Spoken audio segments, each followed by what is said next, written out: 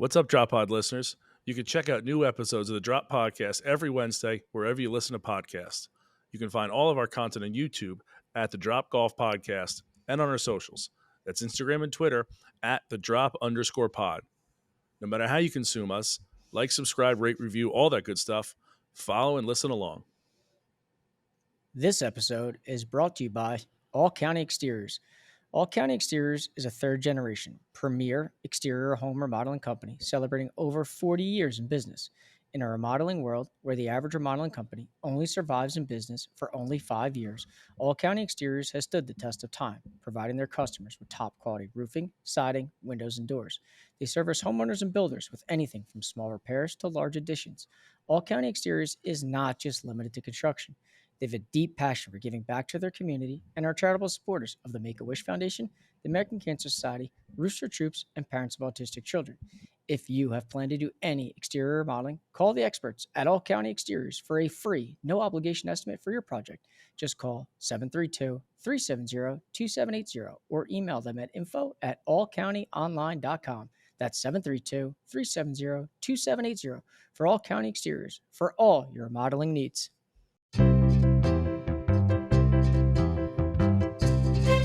This is the Drop Podcast where we talk golfing in the Garden State. I'm Mike Poro, and this is Ryan Coulott. What's going on, Drop Pod people? How we doing this week? Happy St. Patrick's Day to all. Hope you guys are well recovered by now.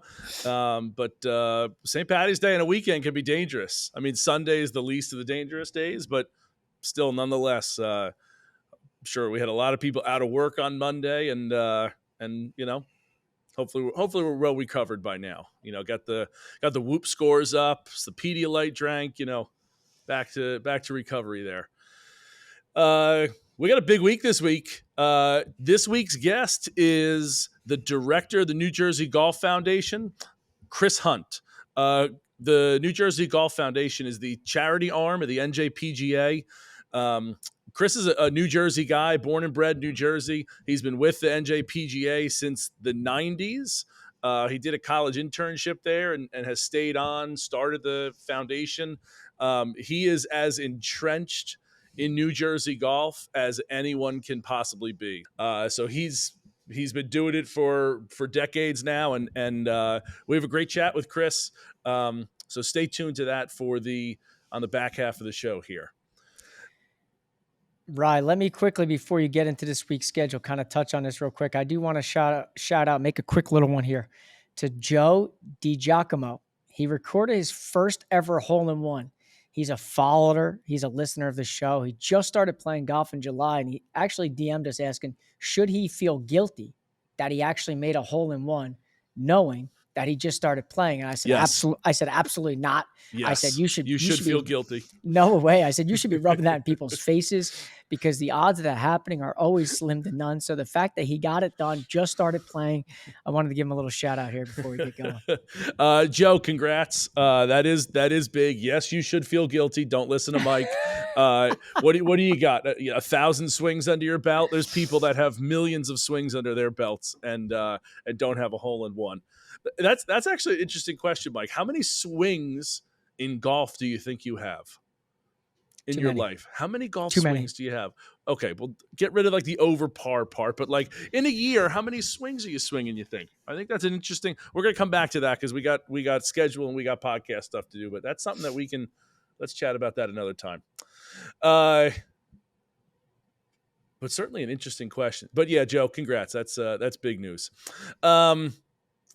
Episodes, we're listening Wednesday. Episode 76 coming at you. Again, you can check us out on YouTube as well for the video version of Mike and I doing our recording here. Yesterday was Tuesday, the 19th. Episode 14 of TPI Tuesday came out. Again, Dr. Mike and I are rolling in this world where we're doing some mobilization. We're on the table for a little bit, and then we're getting a workout in now is basically what we're doing. So rolling with that. And again, the culmination coming soon. We're gonna do my fitness test again, coming up in the next couple weeks and get it out to you and kind of end that this quote unquote winter part. But again, Dr. Mike and I have been talking about, we'll put out some things underneath that umbrella, I guess, throughout the year. I'd like to do like a pre-round stretching thing, something him and I have talked about. Like, it's not always easy to get, it's not like at the gym where you got some mats on the floor where you can kind of lay down and do some stretching. So what can you do on the course? So there's gonna be some more stuff coming up, even though the culmination of the TPI specifically is coming to an end. But episode 14 was yesterday. Last week, now going on to Thursday, this is tomorrow. We had my three with me at Tidewater was last week. I know you guys, it came out. We've been adding some stuff as we go through. Mike, I know you liked it. I appreciate listen, all the compliments you gave I will me. say this. Listen, compliments sometimes for me are hard to come by. And the fact that when I watched that thing from beginning to end, those type of videos are right up my alley. I thought the graphics were great. I thought the intro was flawless. It looked like to me, as I told you in private, that has some legs, and something like that. I understand takes a lot more editing work behind the scenes, and clearly it's just you and I in this operation. But I thoroughly enjoyed it, and I did have to make sure that when I watched it, and I had to send you that text. Listen, thought it was really good. So if you haven't watched it, you need to go over to YouTube, the Drop Golf Podcast, subscribe, check it out. Really, really well done video. Well, thank you. That was when I got that text. I was very, it brought a tear to my eye. It's not easy to get you to compliment, and that was the. Listen, I'm one of those people. I say it to you all the time. When I know I like something, I like it, and I am all in on it. And when I watched it, I was like, dude, this to me was really good. And so I don't want to spoil anything else, other things. Go watch it. Go check it out. Go subscribe. Yeah. Check it out on YouTube.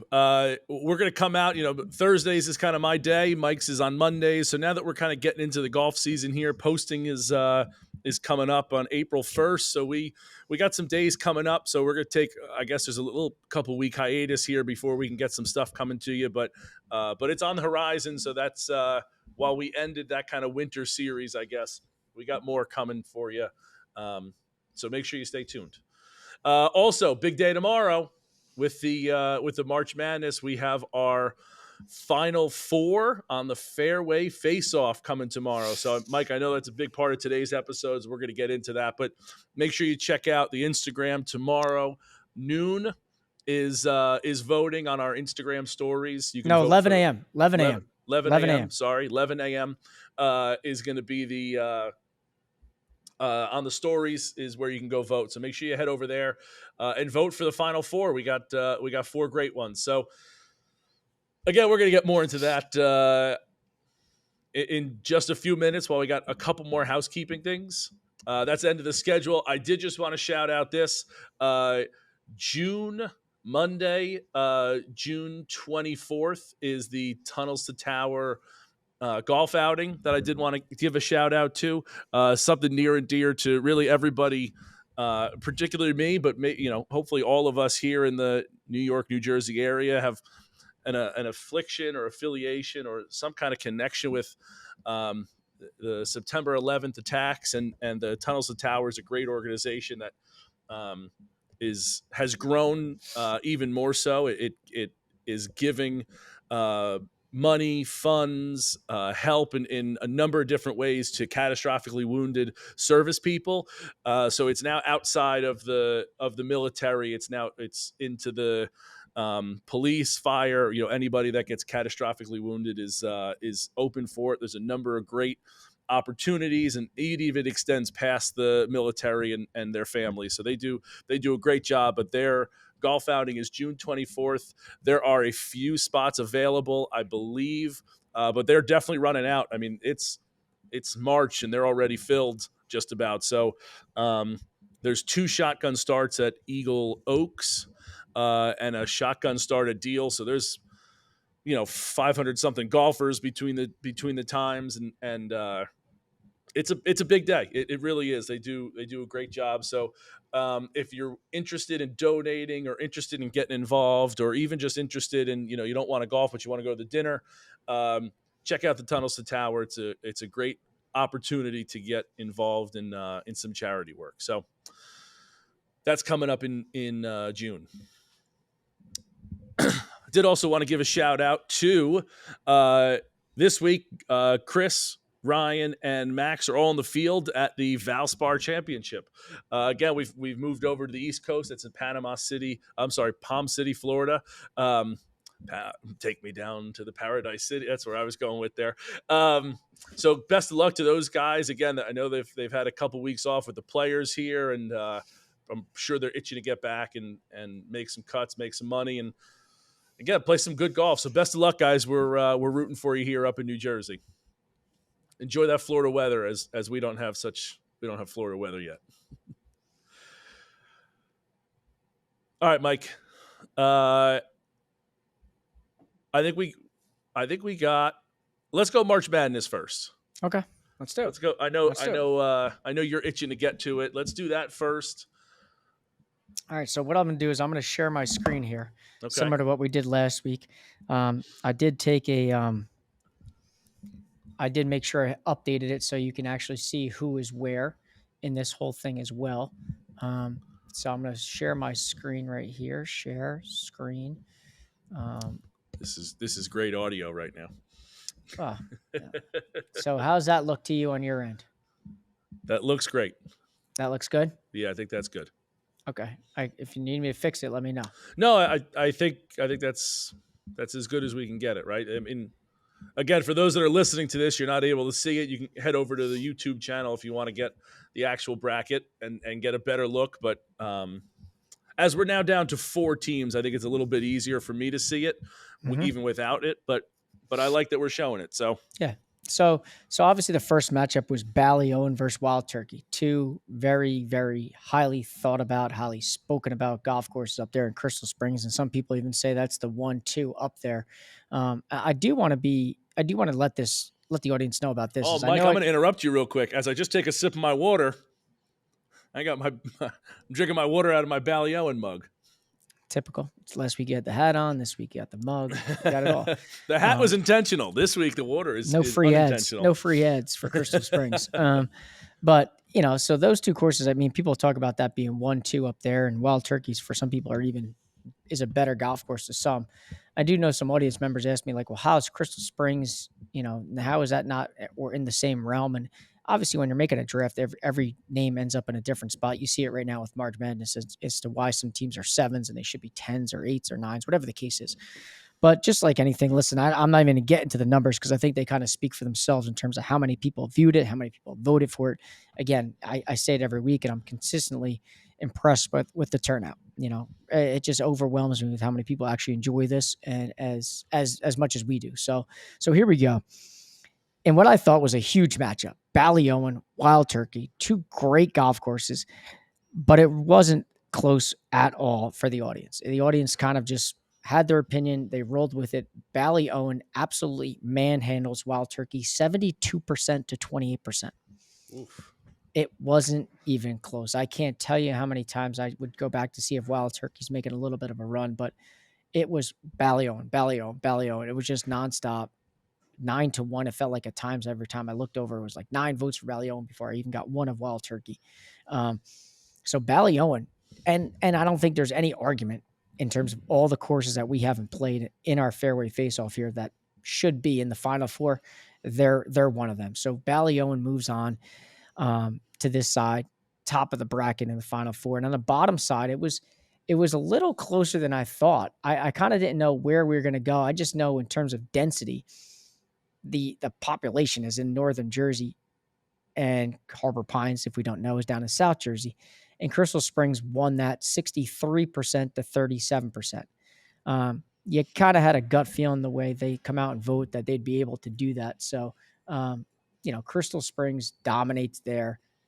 Really wasn't even close. So they'll play Ballyowen in the finals of the Fairway. I shouldn't say it, in this side's finals before they make it over to the other side. So in the regional semifinal. Regional. There you go. See, there's the technical term. I think, Mike, that's you versus me, right? You have Crystal Springs. Okay. Yep. So you got to think that like Crystal Springs is kind of like Ballyowen's the 1, Wild Turkey's the 2. Crystal Springs is the 3, Black Bear's the 4, kind of in that realm up there. So you kind of got to think that like Ballyowen should do the same thing Yeah, listen, again. when you're looking at the Augusta Alley side, to me, I don't know how Ballyowen.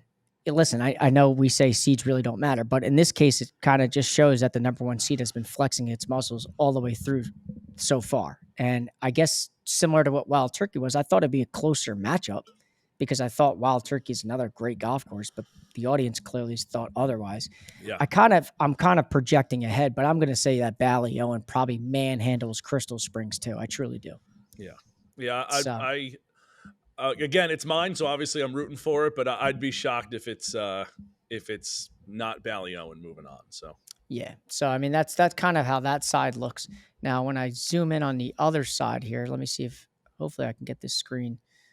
How does you're good. that It's that great. looks good right there. Terrific. Good. All right. So this is where, my seeds came through. I actually won 3 out of 4 and to make it to the final 4. So I was kind of stoked about that, even though like you got your best team there.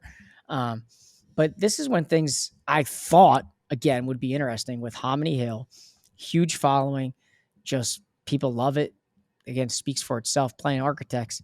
But to your point, you said the Architects is the scary one here, and they won 68% to 32%.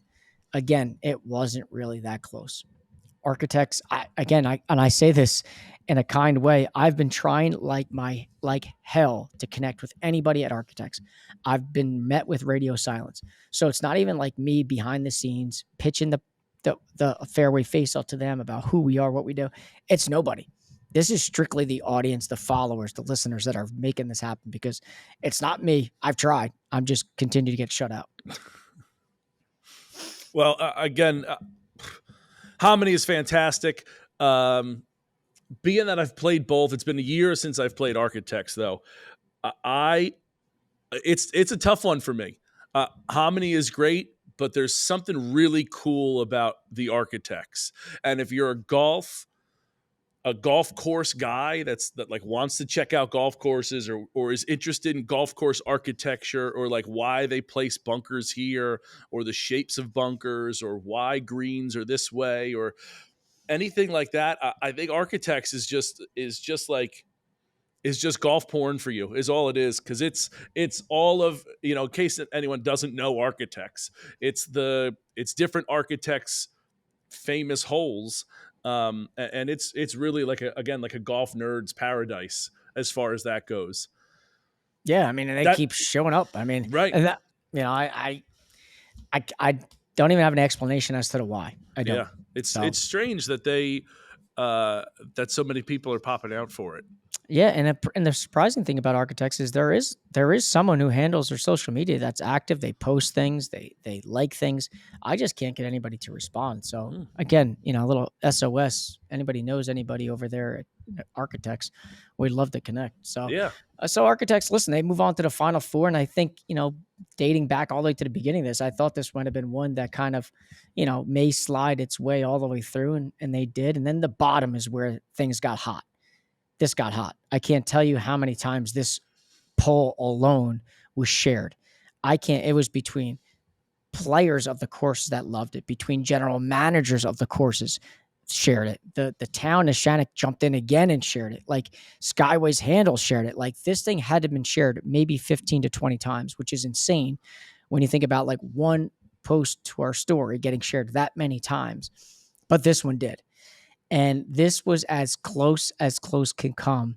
At one point, it was 50-50 with only a few votes separating them. But Neshanic ends up winning 52% to 48% over Skyway. Well, do you know what the vote difference was there? 14 votes. 14 total votes. That's crazy. Insane. Yeah, Insane. I mean, I was worried. I love Skyway. I mean, they show out. But again, so does Neshanic, so has Architects. I've been worried about these two courses of yours for a long time, and I feel really pretty good that it's going to be a you versus me in the final. I feel pretty good that Ballyowen's going to win. Obviously, you versus you in the final, so one of your courses is going to move on. So it's really been pretty interesting in that case. But these two courses have been on a collision course, and this is a freight train colliding with a locomotive right here is what this is. This is big, big on big, heavyweight versus heavyweight, only right hands. Like this is as big as they get here. That Neshanic and Architects have really popped out, Mike. And I think the one thing that held Skyway back in terms of like what DMs that I received about like how are they continue to advance, it's only 9 holes. Like, oh, how you have this course, it's only 9 holes. And I get it. You want to create an argument that way. My counter was I just play it twice. I would just go around twice and play it 2 different times. So simple. So to me, like that was my response. But people did say like they shouldn't be able to move that far, so on and so forth. So I said, okay, like I'm not going to argue there either. You're entitled to your opinion. But now as I look ahead start your own bracket and make those the rules. But as I look ahead, we just picked courses and had people vote, Yeah, no doubt. So as I look ahead, it's like, man, 4 golf courses that I know that I wouldn't care one bit where I go. I want to play all 4 of them if I had the opportunity. But I got to think that it's got to be Neshanic out for redemption versus Ballyowen, which is like, I think for a lot of people could be number 1 and number 2 in the state of New Jersey in terms of public golf courses, which is just fitting that we might be able to be the ones that says, okay, the public has now spoken. Mm-hmm. X or Y is now the number 1 public golf course in the state of New Jersey, because it's not like some random course has gotten all the way through. It's not like some no-name spot has gotten through. We have 2, what could potentially be 1A and 1B in terms of the best public golf courses we have here. So I can't wait till tomorrow to see this thing go live. I'll be obviously, just like I always am, refreshing the screen, seeing where the votes are coming in, how quickly they're coming in. But I got to think it's Neshanic versus Ballyowen in the finals, which just makes the first week in April just exciting to see who ends up winning this whole damn thing. Yeah, it really does. It's going to be exciting, Mike. Neshanic being on this like ride for the whole way, kind of like this revenge ride. You look at like teams that lost the championship the year before, but bring everybody back. Yeah, they're like they got extra bit of motivation. And it's kind of like the Virginia example. When they lost as the number 1 seed, they went down, and the following year they came back and win the whole damn thing. Yep. I get it that Neshanic didn't lose the first round, but the point is like they're back, they're better than ever, and their people continue to not have a grudge against us specifically. Yeah. So they're, again, the collision course for Ballyowen and Neshanic is something I kind of felt early on, especially after the first round, hoping that Skyway could have knocked it off. Architects has its opportunity now, but you got that feeling that this has been where we're going for the last couple weeks here. So yeah, I mean it's exciting, but I think again, like a lot of things that we talked about, even with Chris specifically in your interview, is New Jersey just has so much good golf. It truly does, and I know we can harp on all the private golf courses nonstop because they speak for themselves. But think about the public golf courses. Like our Elite 8 right there, you and I spoke off camera, like we would love to go to every one. And even in the whole thing when we started this, we had 32 teams out there. Maybe there was 3 that we were like, if I didn't get there, it would be all right. Good. Yeah. But that's still nearly 30 golf courses that we haven't played in the last 12 to 18 months, not counting the ones we already played last year. Yeah. So you're not counting Ballymore and the Scotland runs and these types of spots that you and Roxspring that we've been. So I think it just further proves our point that when you're talking golfing in the Garden State, we frankly have it here, north, south, east, west, you name it. You want to find a spot, frankly, we got it. Yeah, no doubt, Mike. It's we were talking off the air through text, like even and we said we weren't going to call anybody out, and we're still not going to. But even in that Elite 8, we both agreed on like who the quote unquote worst course was. You and I would pack our bags right now and go there. Oh, and I think that just goes to show, like, again, like you said, we have so many great public golf courses that even the one that you and I both agreed was the least of those 8, we were like, let's go. We're ready to go. So, yeah, totally agree. So I'll be excited. Tomorrow, tune in, 11 a.m. get us following on Instagram. I know we've been posting a lot of things. A lot of things are happening these days, and April 1st posting season's right around the corner. It's coming.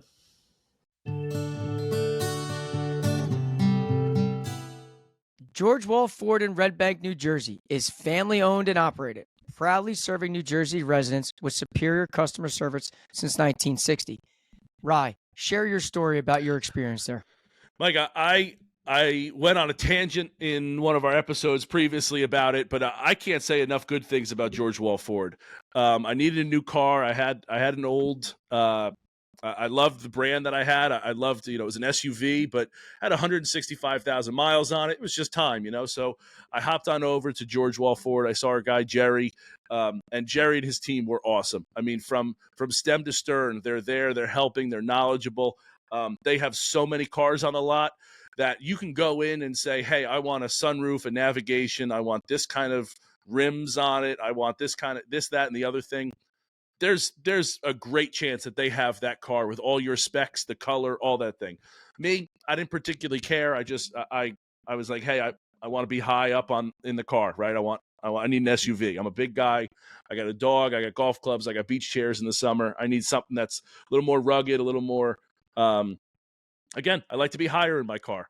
And I went and saw Jerry. He pointed me in the right direction. And again, it's awesome to have that kind of help and support from your salesman to the finance guy to even they got somebody who helps you set up your car, right? I got an app on my phone now that's got my auto start on it. I can locate my car if I don't know where it is. I could take a trip to Japan if I wanted to and be like, did I lock my car? And I can go into the app and lock my car. So even people helping you set up that stuff, just the hands-on approach over there is incredible. So if you need a car, head on over to George Wall.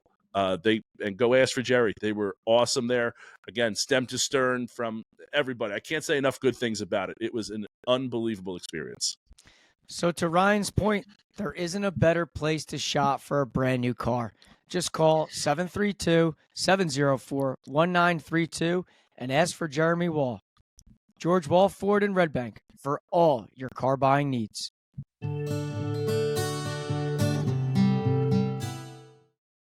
All right, Mike, I do want to move over to we had some golf played this weekend.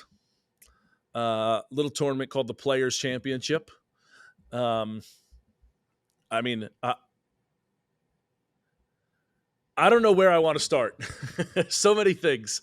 Rory firing 62, 3. What was his opening day score? 65? 7 under, something like that. He was super low, 65. Yeah.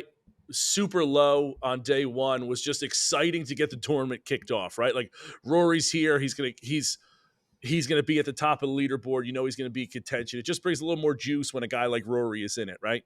And then Scotty shooting 8 under on Sunday. Like, with a stiff neck, is just, oh my God. Like, how do you shoot? We talked about that when we did, what tournament was it last year for the New Jersey Open? Just like shooting a low round on a Sunday with all that pressure is really tough to do. So Scotty to go out there with all of the pressure that a Sunday brings, with all of his putting woes that he's had as of late, minus the last 2 weeks, is just like he's found something. And again, for him to be as good as he is and putt as poorly as he does on again most weeks other than the last 2, just shows that he's playing a world difference of golf. It's just on another level, and he's tough. It was a great week. It was a great week. I mean, from Rory's incident in the first round with him, Victor and Jake and Spieth arguing about where the ball actually crossed, not really knowing, to this weekend with I love Wyndham that we call Clark. that arguing. It's the most polite arguing that there possibly could be. It's golf. I know. That's our version. I know. It's just funny to me.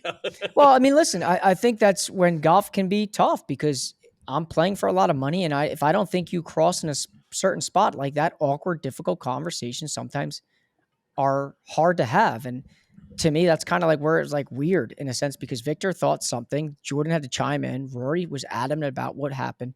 There was no cameras, no nothing. So that made it a little difficult.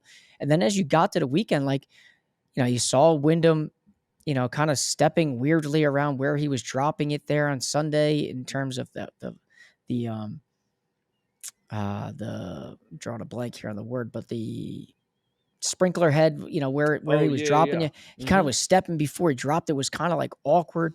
So there's a lot of like weird things that kind of went on, but just like anything, listen, cream rises to the top. And I think the way that putt misses on 18 for Wyndham Clark I don't even know how to describe that, because I mean, 90% of the ball is in the hole. It just doesn't go in. And I think people had asked me on Monday, like, well, what do you think? What did you think of the tournament? I said, listen, I don't have a vesting interest. If Tiger Woods is not playing, to me, like, it doesn't matter who wins.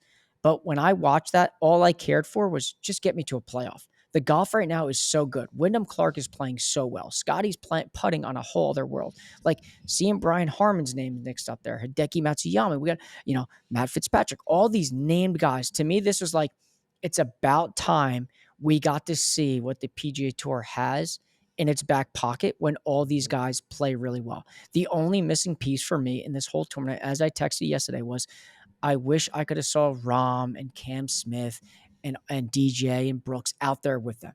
And I think that's why the majors just have so much more value over everything, is because the best are all together. And I can't wait for Augusta, but as a recap on the players, like, that's what I want with golf. That's exactly what I want. Yeah. I'm going to go back to last year's U.S. Open. I was rooting hard for Ricky Fowler. We can go back to that episode. We talked about that. Like, I like, if I were to put like my list of PGA pros who are my guys, I'd put Ricky in there. Ricky is a guy that I really like. And I don't know how you can't not like him, right? He's, as a young kid, goofy at the Ryder Cup. Everyone's got their significant other, and he's there alone, and he's just giving the head shake while everyone's kissing their significant other, to super young, lettuce flowing out of the orange flat brim. Like, I don't know. I just don't know how you can't not like him. So I was rooting hard. Do you see his little incident this weekend too? He goes to hit a tee shot on Sunday, and he kind of hits it a little left. And as soon as he makes contact with it, he yells at a fan, "You!" I missed that. Yeah. So on his downswing, when he goes to make contact, someone takes a picture of him, and you hear the click. Yeah. And it messes him up on Sunday. And for the first time ever, at least that I can recall, Ricky snapped and he yells, "You!" and points right at the person. Wow. Yeah. Okay. So a little fire. Good. From Ricky. So where I was going was I was rooting for Ricky, and now watching Full Swing, I love Wyndham Clark's story. I don't necessarily, I wouldn't say he's one of my guys yet or anything like that, but I now am a little more sympathetic or empathetic or whatever he is. He's got a really nice story. And if you haven't watched Full Swing, we're going to get to it, but it was really, I'm not rooting against Wyndham Clark anymore. Okay. But that said, I do like him enough to have that putt roll out was a stake through even my heart. So I can imagine him and how that must feel. Cause again, 90% of the ball was down. I mean, he hit that not a tad too fast he hit that a dimple too fast. I don't even know how else to describe it. That thing should have went in. And for it not to, again, I don't know. But I was, again, not a Wyndham guy, but again, I like him and his story, and he's... How far does he hit the golf ball? I mean, he just pounds it. It is... He hits the ball like he's angry at it. It's really... And he's not even a big dude. Impressive. No. They said on... I want to say it was on one of the par fives on the back. It wasn't 16. Maybe it was like 13 or 14. I forget where the par five is. 12, somewhere in that range. Mm-hmm. He hit a lob wedge. He was hitting a lob wedge from like 131. I'm like, what? Yeah. They're like, yeah, I think he's going to go hard with an lob wedge. I'm like, no, he's not. 131 lob wedge, hits it to 8 feet. It's wild what they can do. You've seen the thing of like Rory's stock distances, right? And it's like, it just exponentially gets. It's like, okay, he hits his pitching wedge like 5 yards further than I do, and then he hits his 9-iron like 10 yards further. He hits his 8-iron 20 yards, and it's exponentially grows. It's just wild to see. Crazy. But yeah, listen, the only thing missing from that tournament was a playoff. If that went into a playoff, it would have made March Madness' selections probably get pushed back. I mean, because I would love to, I'll be curious to see what these numbers actually do, because if that tournament didn't do well, no offense, it's unfortunate. There's just no light at the end of the tunnel for golf. We got to somehow get all these players back playing together, because that's got to be the only reason why, is that people are just golfed out by like everything. All of the drama, and they're just like, I'm not going to really care about it. Yeah. Did you see, speaking of like incidents, did you see Max Homa's little snafu there? How I got back-to-back videos. Did you see the coming at you and the down the line one? I thought that was pretty cool to see. That I was like scrolling through and I was like, oh, back-to-back was. You actually thought at one point he hit the person. That's what I thought it was. And then I saw behind and saw that he hit the tree or the pole or whatever it was behind him. But yeah, But listen, I don't know. Again, you heard Max afterwards. He said point blank, he's like, I don't know how many times that we can say back up. And then just like anything on the golf course, take matters into your own hands. You're under your own liability in terms of what happens.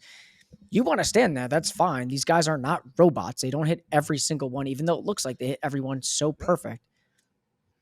And really, how off was he? Because he's trying to bend it around that tree, right? So it's not like he hits it. He hits it maybe 6 inches offline. Yeah, he said he wanted to hit it a little higher than it would have ended up coming out. And that's why it hit the tree spot on to where that kind of person was like standing more or less.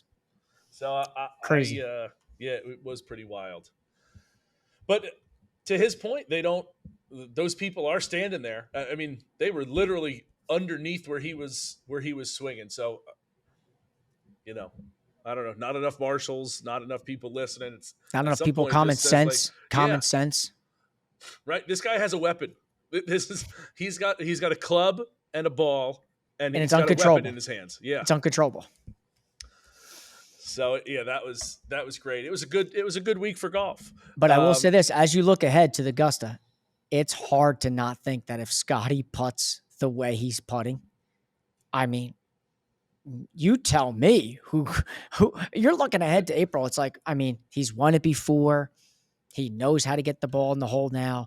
This mallet putter that Rory recommends a few weeks ago, he decides he's going to try. Now he makes everything, and now the game is going to become, to some extent, like unfair to these other guys if he continues down this path. 100%. Yeah, I don't foresee him, if he continues to putt like that. There's really nobody that can beat him. He's hitting it closer than everybody is. He keeps it in play more than everybody else does. He does everything else in the game better than everybody else, except the putting. And even when he's not putting well, he's finishing top 5. So I don't know how you compete with that. Well, I will tell you this: I am not picking him to win the Masters. Okay. Who are you picking to win the Masters? We will get into that episode next week, but you will have to stay tuned for that, because I do have what I think, or maybe 2 weeks from now, I don't even know when the Masters is, but I do have a different pick, because I just don't think he can keep this up. He may prove me fucking wrong, right? But I just can't see. But the odds are against it, right? Like the odds are against him winning. It's tough to, even when Tiger was winning all of those, it was tough living in it to not pick the field, right? Because odds are he's not going to win every week. Agreed. So, we can talk full swing. I know you got to finish it. I have the Ryder Cup episodes left. So let's wait. Let's wait till you. You want to wait till next week? Yeah, because no offense, you haven't seen 2 of probably the best episodes. The only thing, I was going to comment. So for the Cup, I love all of it. I said it last year. I absolutely love it. I love the interactions. I love the behind the things that we can see. I was reiterated this week on how much I love Joel Damon. Yeah, he played very well this weekend too. Your boy. So shout out your boy. I was happy T11. to see him play well. He's just. It was. I felt. I had so many feelings in that Joel episode that I just. And it's the Wyndham Clark episode too. So like, kind of go back. I was in my feels for that episode. I really was, and just happy, sad, empathetic, sympathetic. I was so many things. I was on my couch crying, drinking red wine, curled up in a nice blanket. It was just, I was all the things. What a scene that was. That must have been. But that's the only thing I wanted to comment on. But if we want, we can save the full swing, full wrap up to next week. Like I said, I got the Ryder Cup left, and you know what? I know we talked about it. I was gonna finish it, but I was super tired, and I knew that I wasn't going to be able to pay full attention to the 2 episodes that I need to pay attention to. Right, so that's why I didn't get to it. Yep. Must watch TV. I'm not even going to comment anymore on it because I want to hear what your live reactions are to it. So I'm not even going to ask you about it the rest of this week. But I'm done. Okay. I'm done. Michael, I do want to give 2 last shout outs here. We got trips coming up. I'm heading down to the Myrtle Beach area again. And I know you're heading down to Florida. Do you want to talk about where we're playing, what we're doing? Yeah, I mean, listen. This episode. Have you finalized plans at all? I'm in the process. Okay, in the process. So for me, before I make my announcements, as if anybody in the Jupiter area cares that Mike Poro's coming in, considering Rory's there, Brooks is there, Dustin's there, Ricky's there, Tiger's there. We could keep going. I can announce that on the March 27th episode.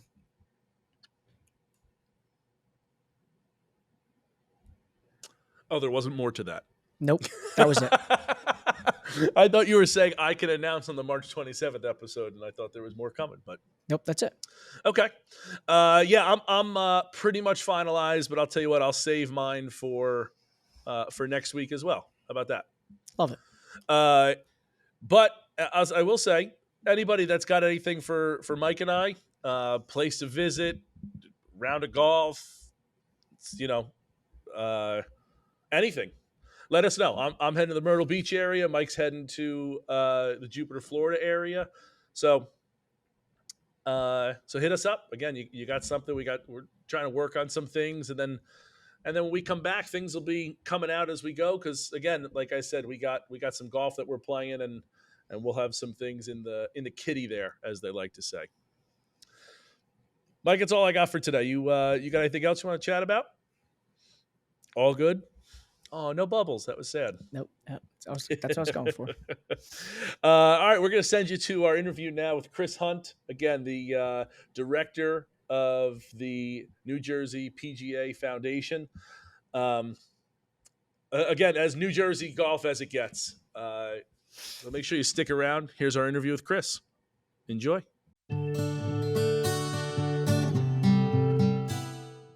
Comstock Yacht Sales has been the Jersey Shore's #1 boat dealer since 1973. Did you know that Comstock now has 2 on-water sales locations to better serve the boaters across New Jersey? Their full-service marina is located at 704 Princeton Avenue in Bricktown, and their all-new sales location can be found at Navesink Marina in Seabright. Comstock currently carries some of the best boat brands manufactured today. The team at Comstock is proud to be New Jersey dealers for Regulator Center Consoles, Grady White Boats, Tiara Yachts, Sea Pro, Four Winds, and MGM Yachts. If you're looking for a new or pre-owned boat or looking for help selling your current boat, Comstock Yacht Sales is the place to go. Go online to see their full new boat lineup or stop into one of their 2 locations today. They can be found at comstockmarina.com. That's comstockmarina.com. Or for immediate sales assistance, text them now at 732-604-1237. That's 732-604-1237.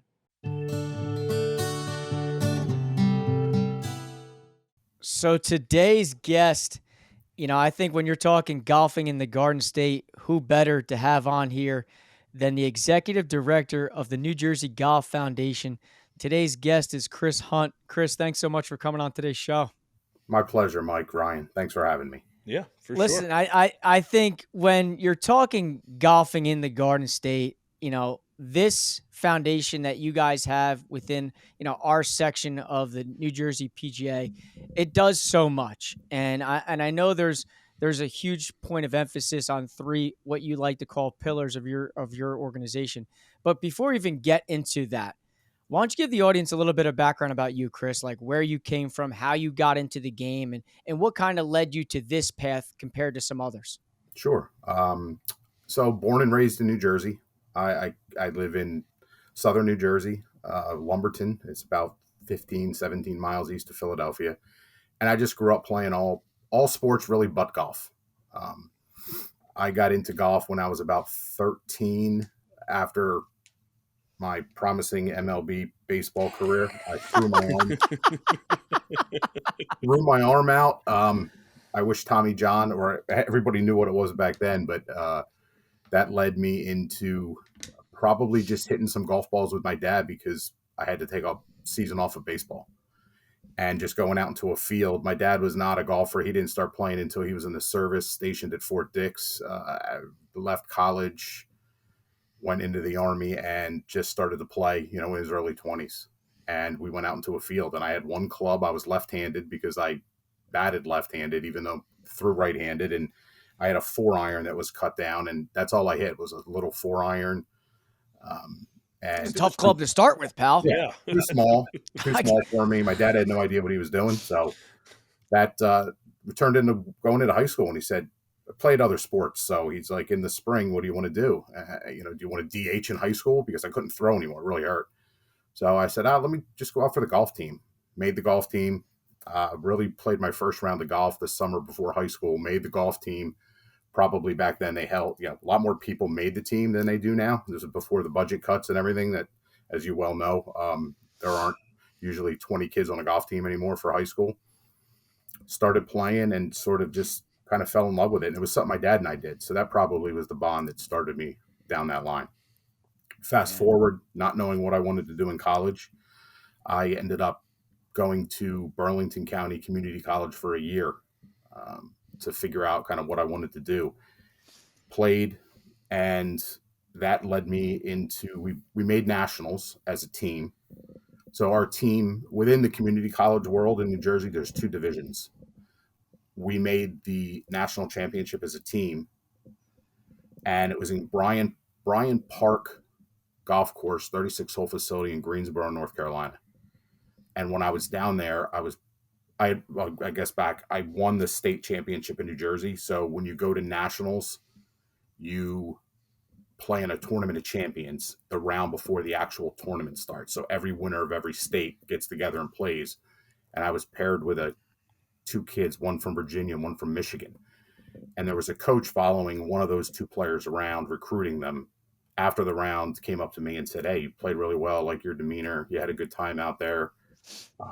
What are your plans next year?" I said, "I'm going back to community college." Well, he ended up being an assistant coach at Elon, which was not far from Greensboro. And long story short, I ended up transferring after 1 year at community college down to Elon and played, was a red shirt my first year down there, had an injury leading into college down there. And then at that point, we went from Division 2 to Division 1, and there was no chance I was making the team playing down south Division 1 golf. Just different world, different group of kids came out, and my qualifying rounds of 74 to 77 put me in about dead last, and that's when I kind of knew that that was it for the playing career. And it led into my sports management major, which I had to do an internship for credit, and I did an internship in the summer of 1998 with the New Jersey PGA, and here we are in 2024. Wow. So the Phoenix of Elon, right? The Phoenix of Elon. We went from the Fighting Christians of Elon to the Phoenix. It's funny you say it because my old man went to Elon and played golf there back in his heyday. And when I saw Elon on your resume, I said, "Man, the Phoenix of Elon." Yeah, it's. I think once they went Division 1 in sports, they realized that the Fighting Christian name probably. and the story is. And what an oxymoron, too. Yeah, well, exactly. Then again, I don't know. It might not be an oxymoron. Right, that's true. That's a good point, too. But it was great. A great school, great time. And yes, the Phoenix came from a story of the the campus burning down in the, I want to say late 1800s, and Phoenix rose from the ashes and so on and so forth. So crazy. And then obviously, so when you got, after you did your intern and now as you kind of look to where you are today, what kind of has led you to the golf foundation side? Because I know within the organization, there's different avenues that you can go down. Um, has giving back been something that's always kind of hit hard for you, and you just seem to get the most out of it compared to maybe like a desk job or the tournament director job or things in other facets? Because I know that the New Jersey PGA has a lot of different like avenues to go down. yes, and I would say that giving back aspect is something that was ingrained to me by my parents. So my father was a police officer, my mother was a teacher, and my brother and I never wanted for anything, but it was a middle class, born and raised in New Jersey, middle class environment. And my father always was a coach for all of our teams. If he wasn't the coach because he didn't understand the sport, there's a funny story there if we get to it. He grew up in Massachusetts playing ice hockey. I played indoor soccer when I was 5, and he had to go from parenting to a coach at a game, not understanding soccer, didn't know what soccer was, played football in college, and got yelled at by the officials because as we kicked the ball down the other end of the indoor, he screamed for the defense to come off, and he was running a line shift as if he was still playing ice hockey. They had to stop the game and then tell my father that this is an ice hockey, and he kind of went back up into the stands and gave up. That's But, incredible. but always giving back. And when I was a basketball, I went to Lenape High School, and when we were playing, I guess my senior year of basketball, we always did a 76ers youth clinic.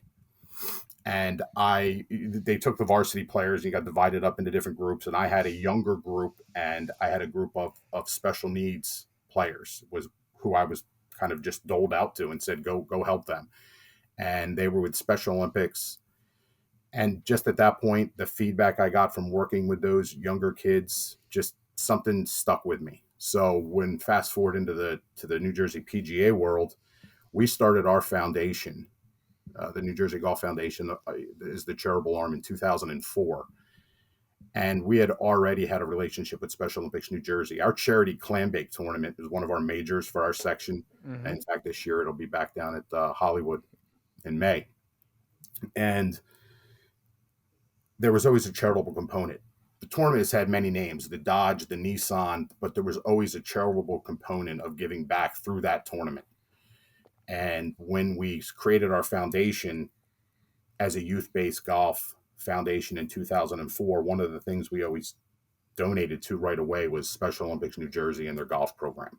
So I think that giving back aspect, there have been times throughout my tenure with the New Jersey PGA that I've had the opportunity to move to the more tournament side. I actually do set up the golf courses for our majors. So that's still an aspect of the PGA work and our business that I do. So I enjoy that. I enjoy going out, going into advance, to a tournament site, talking with the superintendent and the head pro, kind of getting a feel for the golf course, how we want it to play for our professionals the following week, and then on site kind of adjusting hole locations, tees, thinking about weather. So that whole aspect behind the scenes of where the flags go and where the tees go seem pretty simple when you turn on golf and see the Players Championship. And okay, yeah, you know what? Who's moving that whole location on 17 to the back shelf yesterday in round 2? I like that aspect of the world much more than the admin side sitting behind a computer. So I've been lucky enough to be able to still do that while working on a foundation, its pillars, and giving back to the golf community. Yeah, I love that. I always wonder who does that, like how they decide where to put the holes, and that's like an interesting part to me. So like it's a science. I remember being a young, in fact, it was 2001 when the senior PGA Championship left Florida for the first time and went to Ridgewood. So we hosted a major, and Brian Jones, who's one of our PGA professionals, he might be the chair now or just past chair of the PGA's rules committee. So he is he's at the Masters. He's the guy when it comes to rules with the PGA of America, or one of many guys and gals that have that distinction. And he and the director, Kerry Haig of the PGA of America, allowed me to sort of shadow their setup for Ridgewood as a 24, 25-year-old young man. And I really, it was, they had the tape measures out and they're making sure every stake is centered. Now, I don't get into where the ropes go and where the bleachers go because we don't have those crowds at local PGA events, but picking out, understanding course conditions and where to do holes.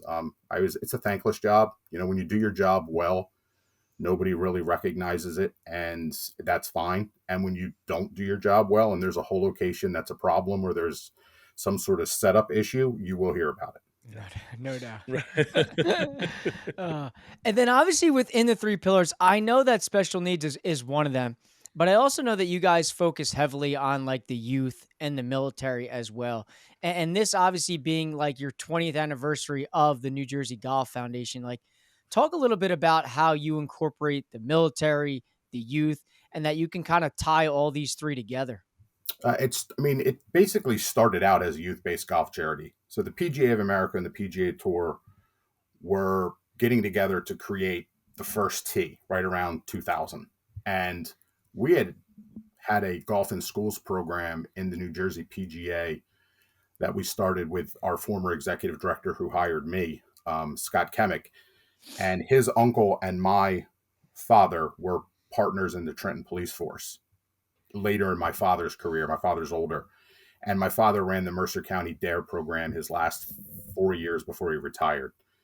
And there was a program that we did in Trenton, I think South Brunswick Middle School, Lakewood Middle School, Rivervale, Jefferson Township, and one school in Trenton were our first 5. And this is before the foundation even existed. It was just something to give back, to go into sometimes, the inner cities or less served communities, go in and try to introduce the game of golf. But then there were restrictions because you couldn't accept donations. We didn't have a 501c3. So and then the first tee came out through the PGA Tour, PGA of America, and the USGA. And it's like, okay, this idea works. And we started our golf in schools program around the same time they started their national school program. So that was our initial push as a foundation. And we had our special needs pillar because of our relationship with Special Olympics New Jersey. But the third pillar, our military pillar, didn't come about until about 2014, about 10 years ago. And that is a program we're proud of because we were a pilot program for the PGA of America to run this. And it's an agreement between the PGA of America and Veterans Administration. And this agreement is basically using the game of golf to help veterans that are in the VA system to kind of reassimilate socially, emotionally, physically, to get back on their feet through the game of golf. PGA professionals and associates are trained. We set up locations, and we're proud to say in 2024, of the 21 counties in New Jersey, 15 cover our section. So central and northern New Jersey. We will have a PGA Help Our Patriots Everywhere program in all 15 counties this year. Wow. Going back Congrats. 4 years ago, we were only in 2. So we'll have about 500 new veterans introduced to the game by our PGA members. And we have our flagship program at the VA hospital in Lyons, where the Inspiration driving range is. We manage, and the foundation manages and operates that. We had a 10-year lease agreement that ends in 2031. We're proud of what we're doing over there. It's open to the public, but the veterans can walk right down from the hospital and be a part of this program. So that program goes all year round, once a week. And in the winter, we invite the veterans to come over into our hitting bays at our headquarters at Fiddler's Elbow. So there's indoor access, but it's the only program that we run all year round. The other programs are all scheduled to be 6 or 8 week sessions. Yeah, that was something that Jen and I had talked about when we had Jen Satterley on about the Inspiration driving range. And it's just such a great cause and a great thing to get people involved in because, all these things came out around 2000, the early 2000s with the first tee. And like, I think back to when I was in school that I never got into golf early because nobody in my family played. So I had no kind of introduction into it really until high school. And I have a similar story as to you, but I didn't play till senior year of high school. So things like the first tee or having any kind of these in school programs wasn't available.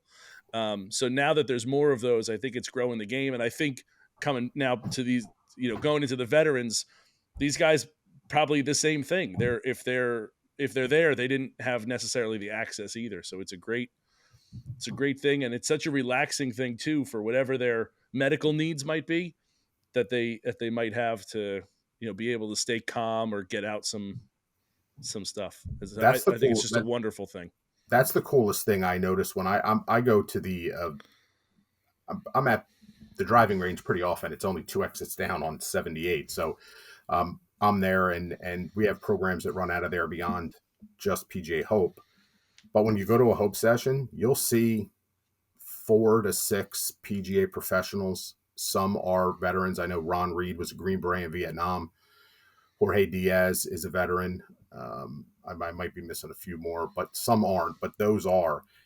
And when you go there and you're thinking, all right, I'm going to go watch this golf clinic, PGA professionals teaching veterans. If they're there for 90 minutes, there are days where there are 30 balls hit in 90 minutes by 5 guys because they're just having a cup of coffee and they're talking about their experiences. So it's so much more therapeutic than it is golf instruction. And we're trying to make these guys better golfers. It's like, can we do this? You make it a lifelong sport. Many of the veterans are older, have never played before. Let's just get them outside playing. So I have a feeling the progression is going to be, now we have these Hope sessions all over New Jersey. Maybe the more competitive veterans, the ones that pick it up, or the ones that learn the game quickly, to start to have that PGA Hope New Jersey league for them. Another place to go beyond the 6 weeks. Yeah. Mike, Chris, how often are those? You said they're for 6 weeks, but when do they start up? Can we get to one of these, Mike? This is something that's just. They have, yeah. I mean, we have them. I'm a big military guy, so I love this. There's nothing I don't not like about it. Yes, there are. I can get the schedule to you, but yes, they're all over the place. They're running now. We basically cut it into 3 seasons. There's spring, there's summer, and there's fall. Some people just do 1 6 or 8 week session. I know the one in Mercer County that's run at Mountain View is definitely 2 sessions. We have one at Rutgers. We actually have enough now to actually have an all-female veteran group that Lisa Jensen, the head professional, PGA professional at Rutgers, runs with Juliet Little, one of our PGA members. So the 2 female PGA professionals have a group of female veterans that they work with. So it's great. Yeah. Yeah. I mean, I also think on the opposite side too, like the underprivileged kids that don't have the access or the means to even kind of know what golf is. They see it here or there, but I think golf has kind of transformed into like this cool thing to do. It's a fun thing to do. It's a hobby that people may have looked at in years past and said like, I'm not really into it. I don't really want to do it, but it's fun. I just can't. And having opportunities like this opens a lot of eyes to people saying like, wow, this is actually a lot of fun. It's hard, but when I hit that one shot that goes straight or gets in the air, like I'm addicted. And then they want to do it more and more often. So I also think on that aspect of it, it's a huge win-win in so many regards. It is. And one of our most successful programs, I would say, of going into an inner city and having, there used to be a driving range in Trenton. So the Trenton program was pretty good because you have the facility in the city. The hardest part is when you go to introduce the game of golf. We've had programs in Newark and Elizabeth and Jersey City. After you introduce the game in the schools, which is great, because what school is going to say no to a free program that's bringing a sport or an activity that may not otherwise ever be seen by their students? So that initial sales pitch is not really hard. Once we introduce the game, our pros teach the teachers how to teach the game, and then we incorporate it, or hopefully it gets incorporated into the health and physical education curriculum. The next phase is, okay, well, now what do we do?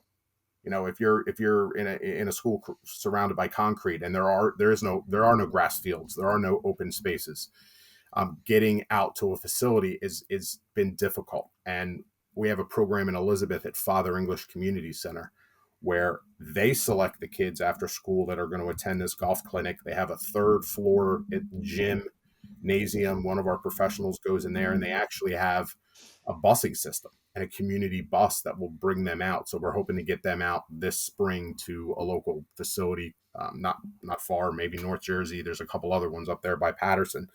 but that's been a great program, and that's running on almost 10 years now of having, and it's intimate. And in order for the kids to get into this golf program at Father English after school, they have to have grades at a certain level, attendance at school at a certain level, and no behavioral issues at school. So they're really selective on who gets to be a part of this. Yeah, I love that aspect of it. I do. I think when you're talking about really growing the game, finding all different walks of life to actually get a taste of what it is, because clearly it's made an impact on all our lives to an unbelievable level. To get someone else or to see someone else have that same opportunity, I truly think it speaks volumes. I do. And our friends from the Philadelphia, so if you're familiar with the PGA, a lot of the newer foundations are called Philadelphia PGA Reach. So Reach is the term and the charitable arm of the PGA of America. But because we established our foundation 10 years before Reach came about, we didn't rename ours. We didn't rebrand with a logo because we've kind of been established for over a decade when this happened. But Philadelphia PGA Reach is the same thing as the New Jersey Golf Foundation. They just run it in their section, which covers majority of the 6 counties in southern New Jersey, all of eastern Pennsylvania, Delaware. I think they have a county or two in Maryland. They have a really big section, but they're doing great things in southern New Jersey, and we were happy to help them get their foundation kind of up and running and off the ground. And again, they're doing great things. So the whole state's covered. Yeah, that must have been like quite a transition. You guys had done that for 10 years, and then there's this new organization that's coming to you guys. Was that like, it's tough to be like contentious on something like that. We're all trying to do good, but is that something that, do you guys ever collaborate on things there or? We do. So the full disclosure, like I was hired by Scott Kemick, who was the executive director at the time of the New Jersey PGA. He left in the end of 2012 to take a job with the PGA of America to create PGA Reach. So he left New Jersey to go down there and was senior director of their foundation. Okay. So when they started to run these pilot programs, of course, he called us in New Jersey, where he's from, and had the jobs that are, we need you to try this. There's this Hope program. We need you to do this. There's this PGA Junior League golf thing coming out. Will you guys be a pilot? So we were sort of the guinea pig for everything PGA Reach was doing, which was easy. It was an easy transition and an easy ask, and we're certainly happy to do it. So it was never contentious. It's just like PGA New Jersey Golf Foundation, PGA Reach Philadelphia is like if you're an amateur golfer. Can you be confused in New Jersey with the difference between the GAP, the MGA, and the New Jersey State Golf Association? I've been doing this for 26 years, and I get confused sometimes when it comes to all that stuff. I do a podcast about golf in New Jersey, and I can't figure them out. So I'll leave it up to New Jersey to be confusing and have bureaucratic red tape to go through and everything else. So it fits the mold. But all those organizations do great things, and you can be a part of more than one, and helping another friend, if you will, in the industry kind of get their feet off the ground and be able to provide a service. We all look at it as an honor to help one another, not anything combative. Yeah. I mean, I love every aspect of it.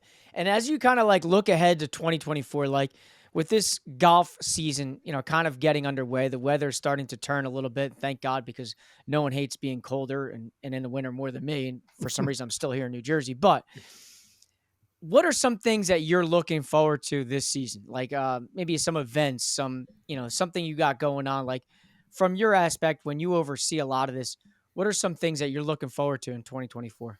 Well, as being it's the 20th anniversary of the foundation, I am just looking forward to kind of getting that out there from a PR perspective. And one of the things that I struggle with, and we struggle with, is just having relationships with clubs, and having the members of their clubs understand who we are and what we do in the community. That really gets confusing because there are so many wonderful organizations and charities. So this 20th anniversary, hopefully will pick up a lot of steam, weight and in the state as far as who we are, what we do, so we can get more, have more resources to run more programs. None of this is done for free. So it definitely costs money to do. What else in 2024? We are proud. The New Jersey Golf Foundation is actually coming on board this year as the title partner for the New Jersey PGA Junior Tour. So we'll be able to provide, hopefully provide scholarships and just provide more services for the families that there's 600 or 700 families that belong to the New Jersey PGA Junior Tour. So getting that out there pretty soon, within the next couple weeks. Last year we did a spring, I don't know if you were aware of it, but we did a spring foursome charity in conjunction with the Stakeoff Association.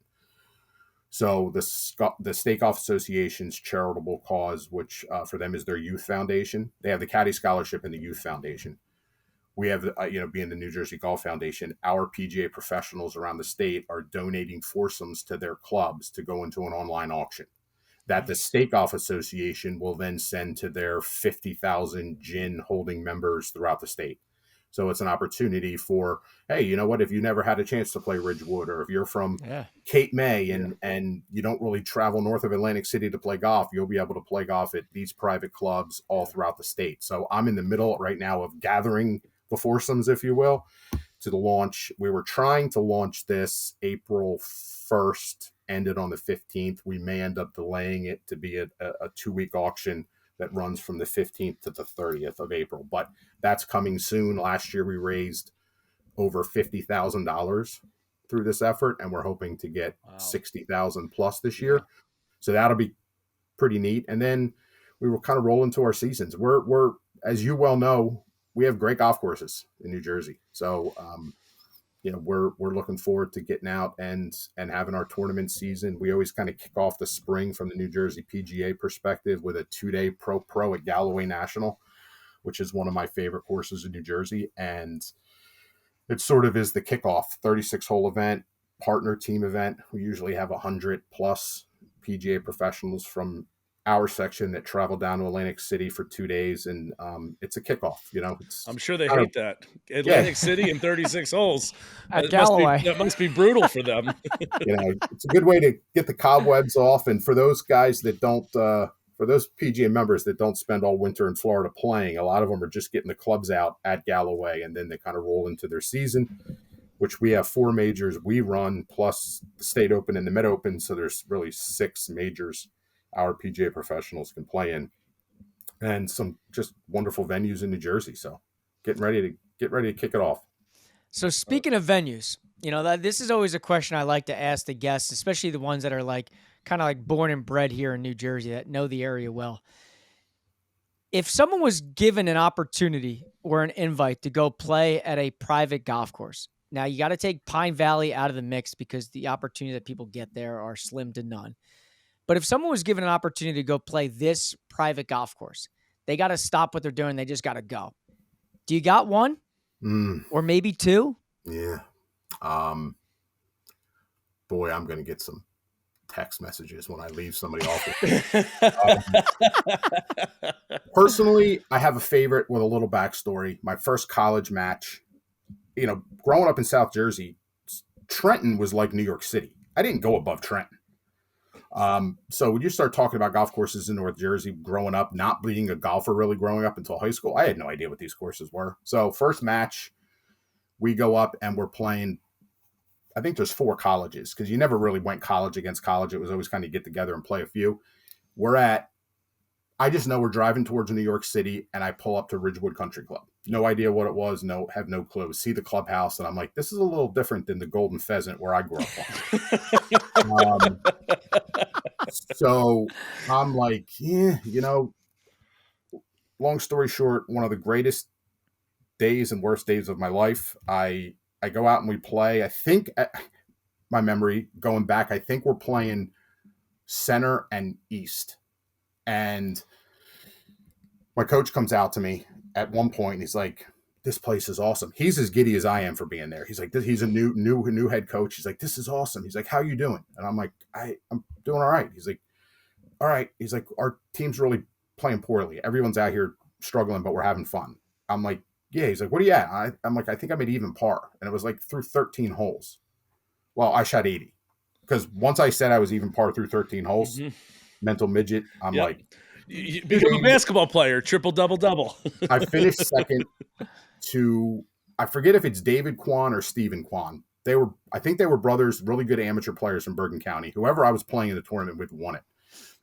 And then I ended up beating him at Cape May National, which was our 2-day championship for the state later on in the year, by a shot or two, and kind of get me into the national event and all that stuff. But on the way home, my mom, I don't call anybody because there was no cell phones back then. So on my way home, I am. What year are we talking? Get back to him. Get back to this is 1995. Okay.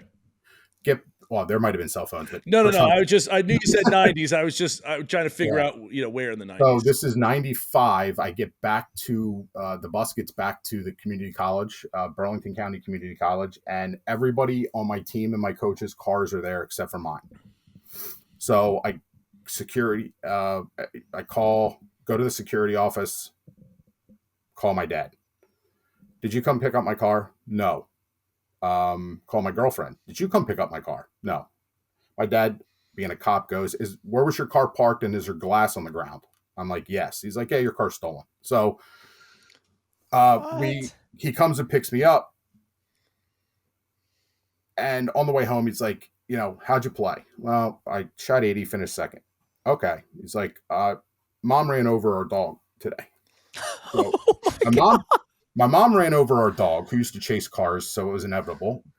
I got my car stolen, and then I shot 80 and blew a lead in a tournament I didn't even know where I was. So, oh my God, Ridgewood Country Club. Yeah, for all those reasons, Ridgewood Country Club.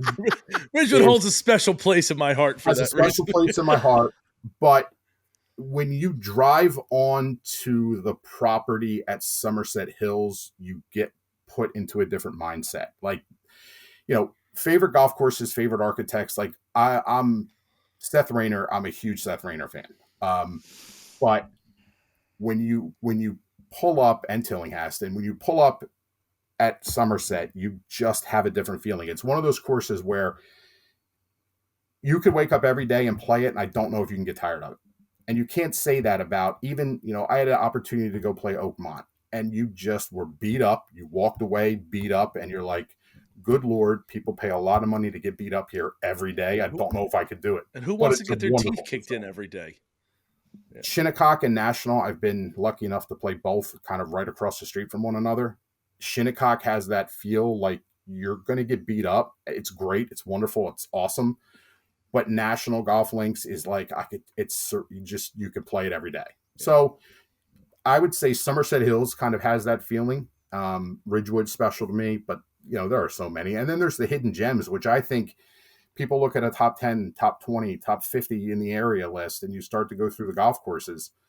I think some of them are getting their recognition now, but for a lot of times, Hollywood and Mountain Ridge were two clubs that weren't in the Plainfield, Baltusrol, Ridgewood, Somerset Hills conversation that are awesome. Like and the superintendents are so good. Not that they weren't when I first started, but they're so good now, and the technology and the science behind it, it's amazing to see what these guys and girls that are on the grounds crew could do to keep the conditions so perfect for the members on a daily basis. It's awesome. There it is, right? Yeah. Mountain Ridge again. Mountain Ridge. I can't tell you how many people have point blank told us that Mountain Ridge doesn't get the credit it deserves. And this is what, I don't even know, episode 76 right now. We've probably had 60 plus guests on. And I swear to God, there is double digit amount of people that say Mountain Ridge, Mountain Ridge, Mountain Ridge.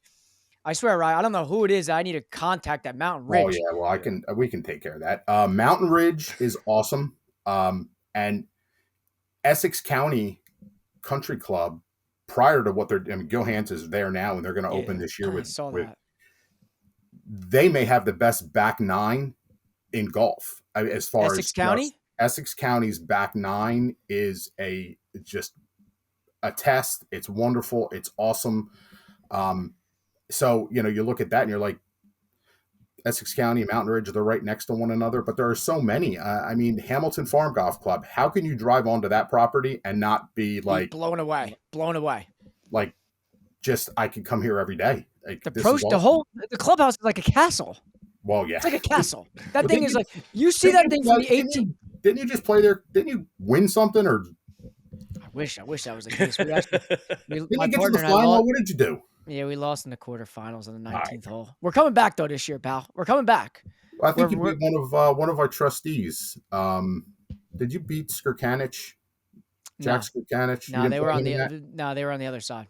He's a great story. I great. took a junior Ryder Cup team to England in 1999, and Jack was on that team. So when it's like, here I am, 20 something years old, chaperoning 16, 17, 18. Chris and Allen was on the team. We beat the team from England, but just to be over there with them and to see how they've all kind of taken their careers and done different things. And now Jack full circle's a trustee of our golf foundation. So, it's great to see the Gotterups and the McCormicks and the Kevin Foleys and those that were junior tour players when I was in charge of running the junior tour are now playing for a living. It's pretty awesome. No doubt. That's full circle. Really cool. Chris, there is a great debate in New Jersey, and we'd be remiss if we didn't get your take on this. Attaboy. Wow. Oh, in the chamber. Did I guess? Fired from the hip. No hesitation. Love it. I was just throwing it. I didn't know. I mean, people are going to be answer. That's the answer. That's the answer we want. And that's the answer. Yeah. I mean, I do this all the time. I have friends. I mean, this is an ongoing thing. But I said, have you ever heard of cases? Like, go to Trenton, go to a grocery store and buy a pack, and it's delicious of Taylor ham, and find the word pork roll on the package for me. Take a picture of it and send it to me because it doesn't exist. I get it. It's called Taylor pork roll. Yeah. Listen, that's what made this whole talk even better because there was no hesitation. No. Ryan didn't even finish the question. You had the answer. That makes this whole damn thing easy. Ryan, funny story. We have one of my first events as an intern were somewhere. I want to say we might have been at Navasink. It was a short course. 2 day, it might have been our section championship, multiple day event at Navasink. And after round one of our tournament volunteers, an older guy, former teacher, loves game. He said, guys, tomorrow breakfast sandwiches. Everybody, I'm getting Taylor ham, egg and cheese. Who wants one? And everyone says yes. And I'm like, can I just have egg and cheese? So he probably thought I was a vegetarian, right? So the next day we get there and everyone opens up their sandwich and they're eating, and it's 5:30 in the morning. And I'm like, what the hell? Why do you guys all have pork roll? And he's like, I asked you if you wanted. I said, you asked me if I wanted a ham, egg, and cheese sandwich. I don't know what that is. I had no idea. What are you talking about? I love that you knew exactly what he was talking about. You're going to go the extra mile saying no, I don't want that ham. So I want pork roll. Yeah, but the funny thing was I had no idea what he was talking about. Oh, really? No. I thought you did. No. I thought you were doubling down to just make a point to say no, you idiots don't know. That is tremendous. When he said I wanted do you want a Taylor ham, egg, and cheese? I'm like, who in the hell would put sliced ham on an egg and cheese sandwich? So I'm like, no, just give me egg and cheese. I didn't know. Oh, that's funny. Wow. I thought you were jabbing the guy and saying, you know what, you got it wrong. Nope. Wow. No, I appreciated the double down on it. But, it would have made this. You could edit this and make the story better. But no, I was freaked out by who's putting sliced ham on their breakfast sandwich. I get freaked out when people just say ham because it's not. And I'd say this. So there's Taylor ham is a brand, right? There's also Trenton pork roll, and you being a South. Cases, yeah. If it's called CASE''S, it's the factory's in. So when you get a lot of the pork roll, egg, and cheese sandwiches in the Burlington, Mercer, even like Bucks County area, it's not Taylor, it's Case's pork roll. Yeah. So again, you're looking for a product, not the name of a thing. So if you want a hot dog, to me, you're like, all right, I want a hot dog. Like, not every hot dog is called a Ballpark Frank. You right. go somewhere, it's similar. Yeah. Yeah, we got it all. Yeah. But listen, Chris, I can't thank you enough for coming on today's show. I think what the New Jersey Golf Foundation does for all three of their pillars is kind of speaks for itself. And having you to come on here, knowing it's a 20th anniversary, to highlight all those things, I think it really hits home because for Ryan and I, when we try to highlight all things golfing in the Garden State, I think that kind of summarizes a lot of it. So, I appreciate you giving us some of your time today. I appreciate it. You guys are great. I think what you're doing is awesome. And if there's any of those courses that you need to, stop hearing about and get out on, once the weather gets nice, we can make that happen. Well, I appreciate that, Chris, and thank you again.